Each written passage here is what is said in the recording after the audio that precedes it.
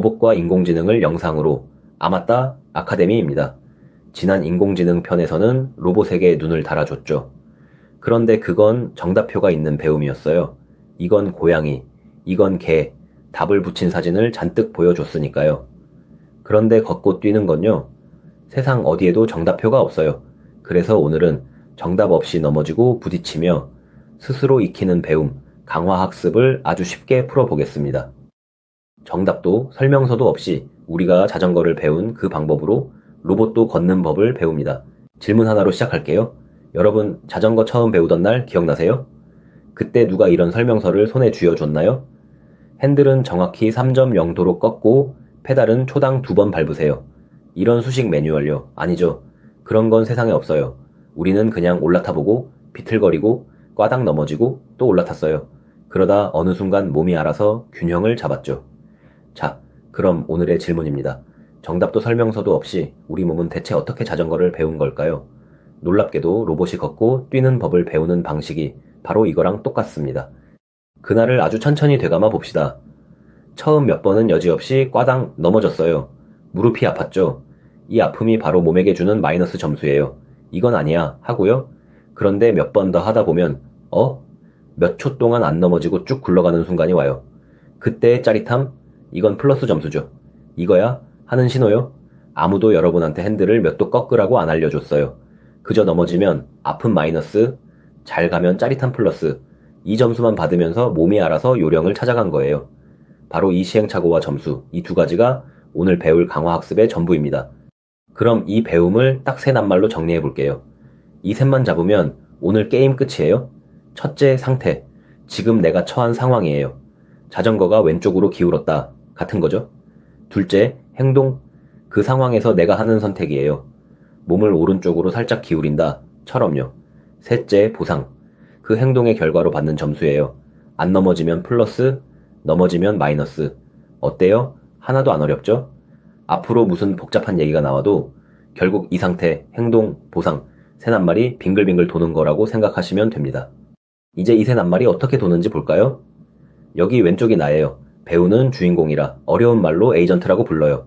오른쪽은 나를 둘러싼 세상, 그러니까 자전거와 길과 중력이죠. 이걸 환경이라고 합니다. 자, 고리가 돕니다. 내가 지금 기울기 상태를 보고 몸을 오른쪽으로 하는 행동을 해요. 그러면 세상이 반응하죠. 새로운 기울기라는 상태와 안 넘어졌다는 플러스 보상을 나한테 돌려줍니다. 그럼 나는 그걸 보고 또 다음 행동을 하고요. 보세요. 상태, 행동, 보상, 다시 상태. 이 한 바퀴가 뱅글뱅글 도는 거예요. 그리고 이 바퀴를 수천 번, 수백만 번 돌리는 것, 그게 바로 강화학습의 심장입니다. 고리를 자꾸 돌리다 보면 내 안에 슬며시 규칙 하나가 자리 잡아요. 왼쪽으로 기울면 오른쪽으로, 너무 빠르면 살짝 브레이크, 코너에선 몸을 안쪽으로. 이렇게 어떤 상황이면 어떤 행동 하고 몸에 밴 대응표가 생기는 거죠. 이걸 정책이라고 불러요. 강화학습이 진짜로 배우는 결과물이 바로 이 정책이에요. 처음엔 이 표가 엉망진창이에요. 기울었는데 엉뚱하게 왼쪽으로 꺾고, 그러니 넘어지죠. 그런데 고리를 수없이 돌리면서 점점 다듬어져요. 결국엔 여러분이 지금 자전거 타듯 생각조차 안 하는데 몸이 알아서 척척 반응하는 또렷한 습관이 됩니다. 말로만 하면 밋밋하니 눈으로 직접 보여드릴게요. 여기 작은 로봇이 있고 오른쪽 위 깃발이 목표예요. 가운데 어두운 칸은 벽이고요. 자, 이 로봇 처음엔 길을 알까요? 전혀 몰라요. 그래서 이리 갔다 저리 갔다 벽에 막히고 제자리를 뱅뱅 돌며 한참 헤맵니다. 이렇게 한 판을 다 도는 걸 에피소드라고 불러요. 헤매는 동안엔 별 소득이 없다가 우연히 깃발에 딱 닿는 순간 큰 플러스 점수를 받아요. 자, 여기가 핵심이에요. 그러면 다음 판부터는 방금 성공했던 그 길 쪽 행동에 점점 힘이 실려요. 이 판을 수백 번 반복하면 보세요. 헤매던 화살표가 목표를 향해 이렇게 또렷한 지름길로 정리됩니다. 왜 점수만으로 배움이 되는지 조금 더 파볼게요. 규칙은 놀랍도록 단순해요. 좋은 결과가 나온 행동은 다음에 더 자주 하고 나쁜 결과가 나온 행동은 덜 하게 만드는 거예요. 플러스는 그 행동을 늘리고 마이너스는 줄이고. 이거 어디서 많이 본 풍경이죠? 네, 강아지 훈련이에요. 강아지가 앉았을 때 간식을 딱 주면 그 녀석은 앉는 행동을 점점 더 자주 하게 되잖아요. 로봇도 똑같아요. 잘한 행동에 플러스 점수가 딱 붙으면 그 행동 쪽으로 슬금슬금 기울어요. 자, 그럼 여기서 잠깐 같이 생각해 볼까요? 그렇다면 로봇에게는 무엇을 플러스로 줄지만 잘 정해주면 만사형통일까요? 안타깝게도 그렇게 간단하진 않아요. 여기서 강화학습의 진짜 골칫거리가 등장합니다. 바로 점수가 한참 늦게 온다는 거예요. 자전거를 생각해 보세요. 꽈당 넘어져서 마이너스를 받은 건 지금 이 순간이지만 정작 넘어지게 만든 진짜 실수, 그러니까 핸들을 확 틀어버린 건 3초쯤 전이었어요. 그 사이엔 페달도 밟고 멀쩡히 가고 있었고요. 그럼 이 마이너스 점수는 대체 어느 행동한테 물어야 할까요? 방금 한 멀쩡한 행동이 아니라 3초 전 그 핸들질을 콕 집어 혼내야 하잖아요. 이렇게 늦게 온 점수를 진짜 원인 행동에 제대로 돌려주는 일, 이게 정말 어려워요. 체스도 똑같죠. 지는 진짜 실수는 외통수 그 순간이 아니라 한참 전에 이미 저질러져 있으니까요. 그래서 똑똑한 학습자는 눈앞의 점수만 보고 덤비지 않아요. 마시멜로 실험 아시죠? 지금 사탕 하나를 냉큼 먹을 수도 있지만 조금만 참으면 이따 10개를 받을 수도 있어요. 눈앞에 플러스 1만 줬다간 훨씬 큰 플러스 10을 놓치는 거죠. 자전거도 그래요. 당장은 발을 땅에 딱 짚는 게 편하고 안전하지만 그러면 영영 나아가질 못하잖아요. 그래서 강화학습은 지금 이 점수 하나가 아니라 이 행동을 하면 앞으로 받게 될 점수를 몽땅 더한 총합을 내다보고 판단해요. 이 앞으로 받을 총 보상의 기대치를 그 상황의 가치라고 불러요. 눈앞이 아니라 멀리 보는 눈, 이게 핵심이에요. 여기 또 하나 재미있는 딜레마가 있어요. 점심시간에 여러분은 어떻게 하세요? 실패 없는 단골 맛집에 갈까요? 아니면 처음 보는 새 집에 도전할까요? 늘 가던 집만 가면 최소한 실패는 없어요. 하지만 그 골목에 숨은 진짜 근사한 맛집은 영영 모르고 지나치겠죠. 반대로 매일 새 집만 뚫으면 꽝을 자주 만나 손해를 봐요. 강화학습도 매 순간 이 고민을 해요. 지금까지 알아낸 제일 좋은 행동을 그냥 쓸까? 아니면 안 해본 행동을 한번 질러볼까? 앞은 활용, 뒤는 탐험이라고 불러요. 요령은 이거예요. 아직 잘 모르는 처음엔 이것저것 많이 탐험하고 점점 좋은 걸 알아갈수록 아는 것을 더 많이 활용하는 거죠. 그리고 아까 예측해 봤던 질문, 무엇을 플러스로 줄지만 정하면 끝일까? 답은 절대 아니에요. 오히려 여기가 제일 위험한 함정이에요. 예를 들어 볼게요. 우리는 거리를 깨끗하게 만들고 싶어서 청소 로봇에게 주운 쓰레기, 개수만큼 점수를 주기로 했어요. 그럴듯하죠? 그런데 이 영리한 녀석이 어떻게 하는지 아세요? 쓰레기를 주웠다가 슬쩍 다시 버리고 그걸 또 줍는 거예요. 점수는 쭉쭉 올라가는데 정작 거리는 하나도 안 깨끗해졌죠. 로봇이 나빠서가 아니에요. 우리가 깨끗함이 아니라 주운 개수의 점수를 걸었으니 시킨 대로 점수에만 충실했던 거예요. 그래서 원하는 것과 보상을 딱 맞추는 일. 이걸 보상 설계라고 하는데 강화학습에서 가장 까다로운 기술입니다. 그런데 실전에서 큰 문제가 하나 있어요. 강화학습은 수백만 번 넘어지고 부딪히며 배운다고 했잖아요? 그런데 생각해 보세요. 수천만 원짜리 진짜 로봇을 정말 수백만 번 넘어뜨릴 수 있을까요? 없죠. 부서질 거고 한 번 넘어지고 일으키는 데만도 한참 걸리니 너무 느려요.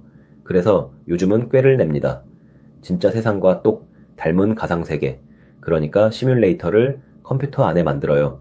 거기선 로봇이 아무리 넘어져도 안 아프고 시간도 몇 배로 빨리 감을 수 있죠. 게다가 로봇 수천 대를 동시에 연습시킬 수도 있어요. 이렇게 가상에서 수백만 번 굴려 정책을 잘 다듬은 다음 그 잘된 정책만 쏙 뽑아서 진짜 로봇에 옮겨 담는 거예요. 마치 게임에서 실컷 연습하고 실전에 나가는 것처럼요. 여기서 지난 인공지능 편과 나란히 놓고 보면 차이가 확 와닿아요. 지난 편 CNN은요, 정답표를 손에 쥐고 배웠어요. 이 사진은 고양이, 이 사진은 개. 사람이 답을 일일이 붙여준 사진, 수백만 장을 보면서 그 정답을 베끼듯 배웠죠. 이런 걸 지도학습이라고 해요. 옆에서 선생님이 답을 딱딱 알려주는 공부죠. 그런데 오늘 배운 강화학습은요, 정답표가 아예 없어요. 이 상황에선 이게 정답이야 하고 알려주는 사람이 없죠. 대신 잘했는지 못했는지 점수만 받아요. 그것도 한참 늦게요. 그러니까 답을 베끼는 게 아니라 넘어지고 부딪히면서 점수라는 희미한 힌트 하나만 보고 정답을 제 손으로 발견해 나가는 거예요. 훨씬 막막하지만 정답이 없는 걷기 같은 일엔 이 방법밖에 없어요. 그럼 이 강화학습 실제로 어디에 쓰일까요? 요즘 화제인 사족보행 로봇이나 휴머노이드가 넘어지지 않고 걷고 뛰고 계단을 오르는 것, 이게 대부분 강화학습으로 익힌 거예요.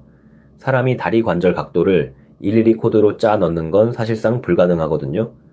로봇 손이 미끄러운 물건을 요령껏 쥐는 것도 바둑에서 사람을 이긴 알파고가 스스로 기막힌 수를 찾아낸 것도 다 이 방식이고요. 심지어 거대한 데이터 센터의 냉방을 가장 싸게 돌리거나 자율주행차가 순간순간 어떻게 움직일지 판단하는 데도 쓰여요. 공통점이 보이죠? 전부 사람이 규칙으로 일일이 짜주기엔 너무 복잡한 일들이에요. 그런 일을 로봇이 시행착오로 스스로 익혀버리는 거죠. 오해 4가지만 짚고 갈게요. 첫째, 강화학습도 정답을 알려줘야 배운다? 아니에요. 오늘 내내 봤듯이 정답표 없이 점수 하나만으로 스스로 배웁니다. 둘째, 그럼 보상만 던져주면 알아서 잘하겠네? 아니요. 청소 로봇 기억나시죠?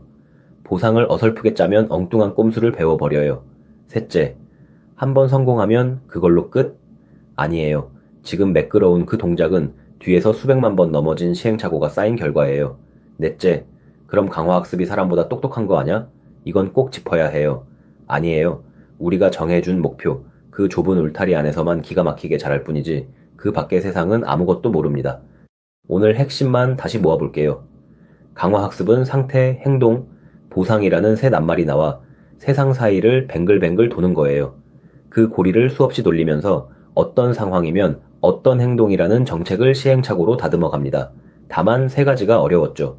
점수가 늦게 오는 지연 보상, 아는 것과 새 것 사이의 탐험과 활용, 그리고 원하는 걸 정확히 걸어야 하는 보상 설계, 그리고 현실에선 진짜 로봇 대신 가상 세계에서 수백만 번 연습시킨 뒤 옮겨 담았고요.